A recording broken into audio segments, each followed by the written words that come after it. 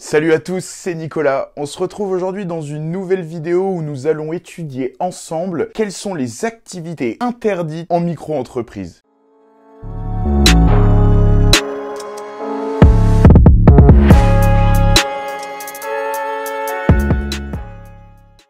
L'auto-entreprise est un statut qui est tout de même assez récent. Il date en effet du 1er janvier 2009. Le statut d'auto-entrepreneur est ouvert à tout le monde, que vous soyez salarié, étudiant, retraité ou en recherche d'emploi. Il vous permet de devenir facilement indépendant. Cependant, certaines activités sont interdites. Il est donc bien de se renseigner avant de se lancer. Avant de commencer, je tiens à m'excuser. Le sujet n'est pas très passionnant à étudier. Cette vidéo se concentrera principalement sur le listing d'une grande partie des activités inaccessibles avec le statut de la micro-entreprise.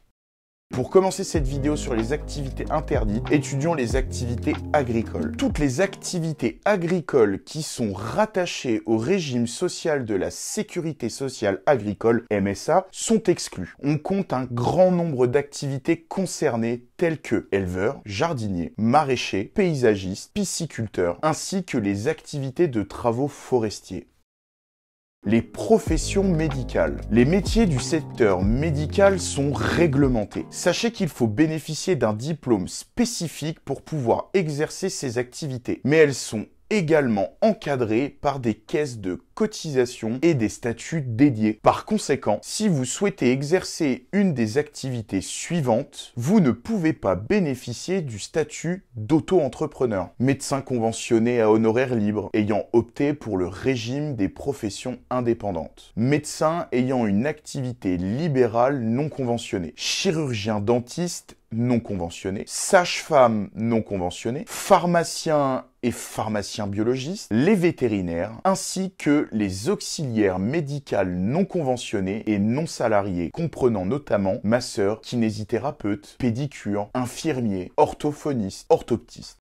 Les professions juridiques et les officiers ministériels et publics. Ces activités concernent les officiers ministériels, officiers publics et membres des compagnies judiciaires réunissant avoués auprès de la cour d'appel, huissiers de justice, commissaires-priseurs, agréés des tribunaux de commerce, mandataires liquidateurs, notaires, administrateurs judiciaires auprès des tribunaux de grande instance ou de commerce, puis les arbitres exerçant auprès des tribunaux de commerce.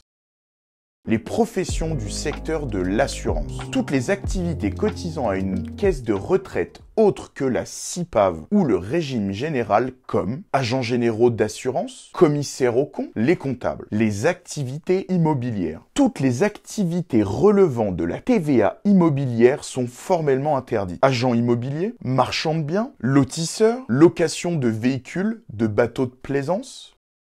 Les professions réalisant des opérations sur les marchés financiers. Les opérations sur les marchés à terme, les marchés d'options négociables et les opérations sur les bons d'options sont interdits sous ce statut. Les activités de création artistique. Les artistes non salariés ne relevant pas du régime des artistes auteurs visés à l'article L382.1 du Code de la sécurité sociale sont interdits. Toutes les activités artistiques qui relèvent de la création d'œuvres qui sont rémunérées par droit d'auteur en sont également exclues. Littéraires, cinématographes, musicales, artistiques, scientifiques, ainsi que les intermittents du spectacle, acteurs, chanteurs, musiciens, etc. Enfin, voyons les autres professions. Si vous êtes journaliste, vous êtes obligatoirement payé en salaire et exclu du régime de l'auto-entrepreneur. Les journalistes pigistes peuvent quant à eux exercer en auto-entreprise de par leur mode de rémunération particulier. Il faut également faire attention à la requalification en salariat déguisé. Il faut veiller à avoir plusieurs clients. Si vous faites par exemple de l'assistance téléphonique, vous ne pourrez pas travailler pour un seul centre. Effectivement, quand vous vous lancez, il est généralement courant de ne travailler qu'avec un client. C'est ce premier client qui vous fait vivre. Néanmoins, soyez vigilants, car au prochain contrôle, vous pourriez subir certaines sanctions. J'espère quand même que vous avez aimé cette vidéo malgré ce sujet pas très amusant. J'espère que vous pouvez maintenant en savoir plus sur quelles sont les activités que vous ne pourrez pas réaliser en tant qu'auto-entrepreneur. Comme d'habitude, n'hésitez pas à consulter toutes nos autres vidéos Habi Academy qui traitent notamment d'énormément de sujets sur la création, mais également sur d'autres modules tels que la gestion d'entreprise, le développement de la communication ou le fait de trouver des clients. Il ne me reste plus qu'à vous remercier et à vous dire à bientôt.